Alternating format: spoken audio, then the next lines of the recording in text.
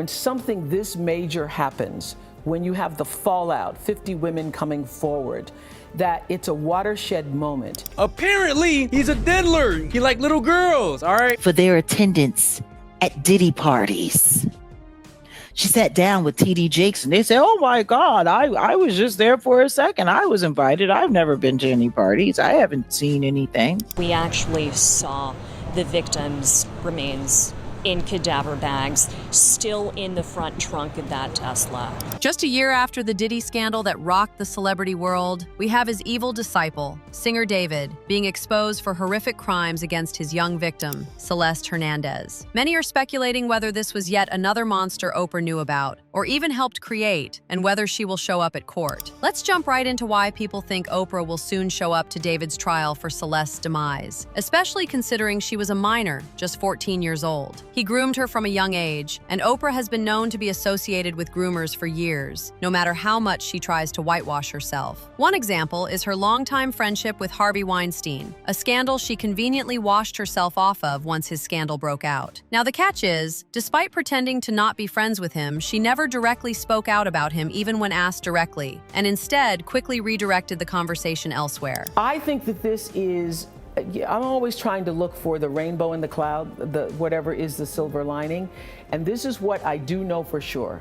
When something this major happens, when you have the fallout, 50 women coming forward, that it's a watershed moment. And what I do believe is actually happening is that, first of all, it's triggering a lot of unreleased pain, repressed anger, guilt, and suffering that a lot of women have had. I happened to be on set with several actresses the other day, and we were filming some things, and they hadn't slept over a period of 2 or 3 days, and I was like, what is that? I said, oh, you guys are suffering from PTSD. And when you start talking about it out loud, too, everybody has a story. Everybody has a story. And so I think this is a watershed moment. And it wasn't just people making things up. Weinstein whistleblower Rose McGowan publicly called the mogul out for her hypocrisy, pointing out that there was no way Oprah didn't know about what was going on, considering her close relationship with him. So Rose McGowan has put Oprah on blast. Rose recently called out Oprah on Twitter over her past associations with some controversial men. Rose wrote, quote, from being pals with Harvey Weinstein to abandoning and destroying Russell Simmons' victims, she is about supporting a sick power structure for personal gain. She is as fake as they come. And just to refresh your memory, music producer Russell Simmons has been accused of rape by at least 15 women. Last year, Oprah pulled out of a documentary that's highlighting their stories because she and the filmmakers apparently did not see eye to eye on that project. And as for her former friendship with Harvey Weinstein, Oprah had said that she did not know about the sexual assault accusations from women, including Rose, only that she had heard he was a bully. She was even called out for her friendship with Russell Simmons, another predator who had at least 15 women come forward against him. As someone who has been in the industry for 50 years, it's like the cracks in her mask are starting to slip, which is why she might take the stand in court to save herself. Back when Weinstein's verdict was announced, Oprah secretly turned off comments on her social media, so people couldn't continue linking her to him. Oprah's followers were unable to leave comments about the verdict because Oprah turned off her comments. Now, as far as I know, she's since turned them back on. She may have turned them off again. But a lot of her followers, people that support her and her detractors, went to her IG to voice their opinions about the conviction of her friend, Harvey Weinstein. But people never forgot exactly how close she was to him. You know, the thing about Oprah Weinstein being Oprah's friend is that he's not some regular dude that's her friend. You know how a lot of times we use the word friend really loosely? We'll be like, that's my friend. Oh, that's my friend. That's my friend. No, Oprah be all over this dude.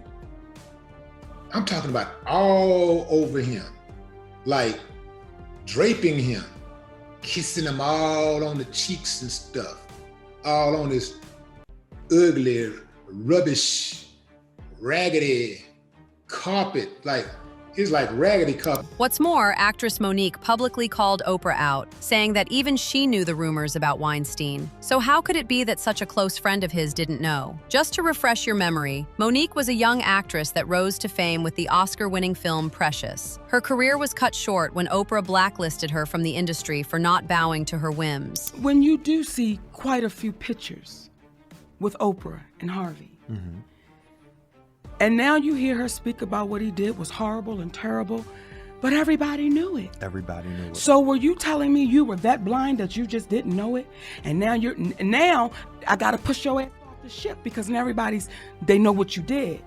But if I knew it, you mean to tell me you didn't?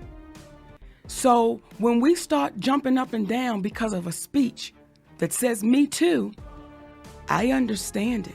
And emotions got to moving, and emotions got charged up, and everybody was saying, yeah.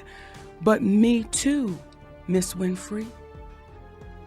Because when you'll sit back and you'll let your silence said everything. I'll watch you drown, and I won't say anything. But then I'll get up on a stage in front of the world, and I'll say, speak out and speak your truth, and we'll even dibble and dabble with the thought. Then came Diddy, another case Oprah was linked to due to her powerful connections in the industry. Diddy's case is in some ways similar to David's, with the only difference being that the former was much more powerful and considered a peer by Oprah. During Diddy's trial, many speculated that Oprah would take the stand against him to save herself, but it seems more likely for her to sell both Diddy and David out now. Of course, Oprah has always been someone who tried to pull others down. She did it to Whitney Houston by bringing up her substance problems during interviews with her, and also targeted Michael Jackson by repeatedly bringing up plastic surgery and his skin tone despite him looking visibly uncomfortable. And if all that wasn't enough, she propped up Leaving Neverland, a documentary that aimed to throw dirty water on his legacy years after his death. The day after Clive had passed away. And from the second that Clive passed away and it was announced, people have been, look at what you did to Whitney Houston. Look at what you did to Whitney Houston. You did this to Whitney Houston. You did that to Whitney Houston. I think all of us know that the elites for years now have used Oprah Winfrey to destroy whoever the media once destroyed. She sat there and she pretended to be a supporter of Michael Jackson in his life. But then after his death, she sat there and she interviewed that Leaving Neverland nonsense. It's obvious that someone like that, associated with one Hollywood predator after another, is nothing good no matter how much she tries to portray herself as an amazing person. She did try to distance herself from Diddy when his scandal broke out, but people quickly pointed out that if you were at his parties, there was no way you didn't know what was going on. The way she does people, the way she lined up Toni Braxton about her bankruptcies. The way, like, Oprah, this is what she do. And now, this is where Diddy also comes in. Jaguar claimed that when both Oprah and TD Jakes faced public scrutiny over attending Diddy parties, Oprah later appeared with TD Jakes, and they both downplayed their involvement, saying they had only briefly attended after being invited and hadn't witnessed anything inappropriate. She did do that as well, and she sacked Monique. But let's also not forget all of the people who she helped for the media's sake. Because Lord knows when her and TD Jakes were both being called out for their attendance at Diddy parties. She sat down with TD Jakes and they said, oh my God, I was just there for a second. I was invited. I've never been to any parties. I haven't seen anything. And when they started talking about Epstein Island, she started doing damage control. Now let's look at the parallels between Diddy and David's case, which is a big reason behind people wondering whether Oprah will have to bow her head down and testify in court to save herself. Diddy was known to often get physical against his ex-girlfriend and accuser, Cassie. In fact, speaking of Cassie, Diddy is very controlling when it comes to her. Like one day, he sees her talking to another talent agent, and I guess he gets so jealous and so mad at her that he pushes her into his car and he kicks her several times and her face is all messed up from it. And another time, he gets so mad that he throws a hot frying pan at her. Bro is just a monster. And if you're like, Ray, then why doesn't Cassie just leave him? Well, she tries. Like one time, Diddy and Cassie, they're in a hotel room and they're arguing. And suddenly, pow, Diddy just punches her right in the face. And later, he ends up passing out because I guess he's just wasted. One of his most infamous moments was him attacking Cassie at a now-closed hotel, and later covering up the incident. And so he's passed out, and Cassie's like, sweet, now's my chance to leave. And so she gets her suitcase, and she steps out into the hall. And there's actually security footage from the hotel of her headed to the elevator. But then, Diddy wakes up. And I guess he's naked, so he like grabs a towel and he runs out the door after her. And you can see him here, he's running down the hall. And so she's in the hall and she's waiting for the elevator and you can see Diddy walk up to her and suddenly... Now, I can't show you this part because it is really, really violent, but I'll explain it to you. Diddy grabs her by the neck and he throws her to the ground and he kicks the shit out of her until she's unconscious and no longer moving. Like, it is brutal. There is no defending it. Now, the good thing is that eventually Cassie actually does break up with him. Allegedly, they go out to dinner and she breaks the news to him, and as you can imagine, this really pisses Diddy off. So, what does he do? He follows her home, he forces his way into her place, and then sadly, he essays her. Another whistleblower revealed that Diddy filmed himself with minor celebrities, at least one of whom is widely believed to be Justin Bieber, who was under his care as Usher's disciple for a long time. Another is believed to be Aaron Carter, a longtime friend of Michael Jackson and a former star in the making. Courtney Burgess revealed he had 11 drives that belonged to Diddy's ex-girlfriend Kim Porter, who herself passed away in a suspicious manner. He says a friend gave him 11 flash drives that belonged to the late Kim Porter. And if you follow this story, you'll know that Kim Porter is Diddy's ex-girlfriend and the mother of 4 of his kids. On those drives, the witness says 8 videos featured 8 celebrities at Diddy freak offs or parties, and that 6 were males, 2 were females. The drive also included a manuscript of an alleged Kim Porter memoir, a memoir that her 4 kids insist is fake. Courtney openly talked about what he saw on the tapes, including the state of the children. Out of the 8 celebrities who were recorded having intimate relations with Sean Combs, how many of them appeared to be either inebriated or intoxicated or under the influence? All of them. All of them. Out of those 8, how many appeared to be potentially victimized? How many might have been victimizing? I think all, to be honest, all. Were victims They or victims. were perpetrating? Victims. They were all 8 were victimized, Yeah, meaning victim. this was happening to them and they were inebriated. Right. Not knowing, I guess, how much proof it was in it, what they was doing. And of those 8, how many seemed to be potentially minors? 2 to 3, possibly 3. He also talked about how Kim Porter's memoir was supposed to be made public if something happened to her. It says, Kim made me promise that if something happened to her, I would make sure this book became public to the world. The way Sean moved, I knew that was a promise I would have to fulfill. Kim knew I was a woman of my word, and this book was going to make it to print. So it sounds like it is a woman who wrote up the notes from Kim Porter. Does that sound accurate? It's how you read it, yes. I haven't even read the book. Meaning she was also afraid of what her former boyfriend might do to her. This was the least of his crimes. But Diddy still had friends in powerful places, including Oprah. This was especially true because people said that if they didn't protect him, he would act as a whistleblower and expose their secrets as well. That is allegedly why Oprah didn't testify at Diddy's trial, but she can come forward now that he is currently in jail. Of course, he has still been causing trouble. We have breaking news. Rapper Sean Diddy Combs is in solitary confinement after a source says he was involved in a prison fight. Combs is serving a 50-month sentence in a New Jersey prison for transporting sex workers. The source says the fight started with a remark from the other inmate. It's unclear how long Combs will be in solitary confinement. He's expected to be released from prison in 2028. But it's sickening that the rich can get away with anything. Because despite what he did, his release date has been moved earlier and earlier as his twins stand by him despite the horrible things he did. 7 days since Diddy was reportedly thrown into solitary after allegedly choking a fellow prisoner, his release date has been moved up for the 4th time. The new date, January 24th, 2028, shaves a month off his sentence. It could be that an internal investigation showed that maybe he wasn't necessarily completely at fault. If he's getting a break, it's because he followed the rules. If there's one instance where he didn't, that wouldn't necessarily cancel out all the rest.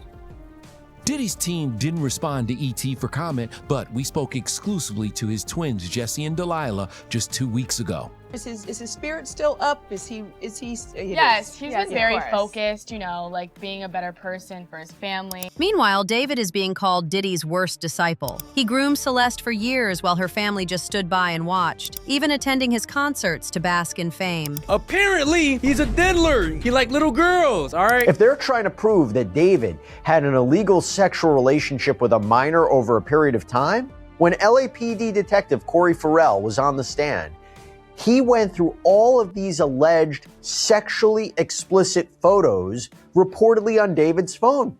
I'm not even going to get too specific on this, but basically, it was alleged these were images of the singer engaging in sex acts with Celeste.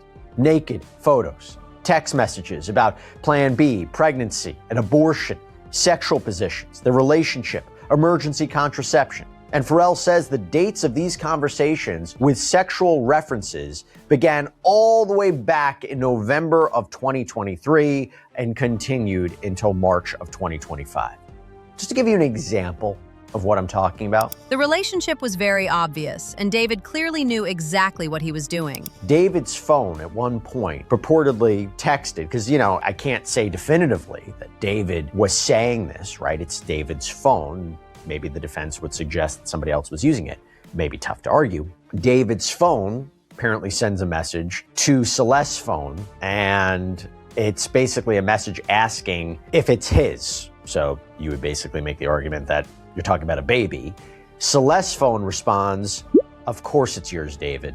And to be clear about what a defense could be, and this came out during the preliminary hearing, where Deputy DA Beth Silverman, the prosecutor in this case, made the point that even if Celeste had lied to David about her age, it doesn't matter. It doesn't absolve him of criminal liability. That is still sexual abuse of a child. What's even more chilling is how easily he got rid of her, seeming completely confident in his plans. Now, in terms of the alleged dismemberment charge, unlawful mutilation of human remains, detectives testified about these chainsaws, a mop system, cadaver bags, a blue inflatable pool that were all allegedly ordered to David's home using an alias in the days after Celeste's reported death. How a DNA expert testified that evidence from apparent blood stains in the home's garage were consistent with a DNA match for Celeste, that you had a criminalist testify about mats at David's place that had linear cuts and stains that tested positive for possible blood, evidence of an alleged trash bag with stained wipes, alleged cuts to this blue inflatable pool, how blue plastic fragments found in Celeste's remains are allegedly consistent with the inflatable pool that David reportedly ordered and that was found at David's place. Each step of her demise was planned carefully and thoroughly, hoping to hide his involvement in her death with no remorse. That David's Tesla, where Celeste's remains were found, reportedly had 11 air fresheners in it. How testing found possible traces of blood in the car. Silverman suggests that blood could have leaked from the parked Tesla, soaked through the rubber mats, and reached the bricks underneath. And what about the testimony that allegedly right after this supposed killing, during the night of the 23rd into the morning of the 24th, digital data allegedly shows the Tesla traveling to Santa Barbara?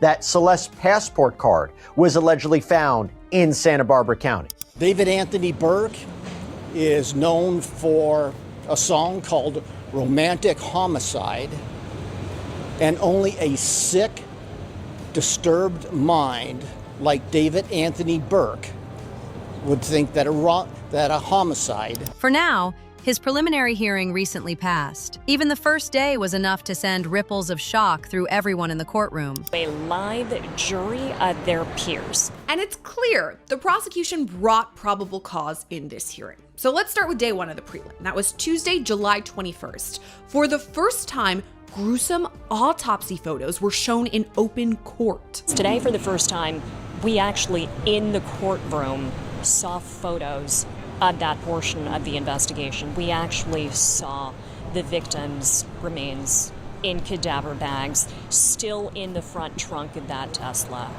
It was something I don't think I have the words to describe. Reporters sitting in the courtroom actually stopped typing for a moment. There was a second where it felt like everybody just froze. And there was this too. For the first time today, we actually saw the parents of the victim, the mother and father of Celeste. They were both sitting in the courtroom. They were sitting directly in front of me. They were about 3 rows ahead of me. And I could see the victim's mother, Mercedes, just bowing her head down and crying when those evidentiary photos were shown to the courtroom. Whatever happens, it's a fact that Celeste lost her life unjustly at the hands of a groomer who encouraged her to run away from her home multiple times. Operation Awesome, where they were plotting her departure, her runaway from her home in Lake Elsinore. And this struck me too. David appears to be the one pushing this. He's the one who keeps on asking her, "Do you have your bags packed?" He tells her, "Bring everything you're going to use that I can't immediately replace. Bring a bigger bag. Do you have everything packed?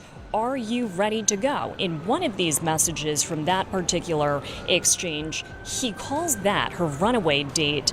And I believe it was the day before Valentine's Day in 2024. He calls it the most important day of her life, aside from their anticipated wedding.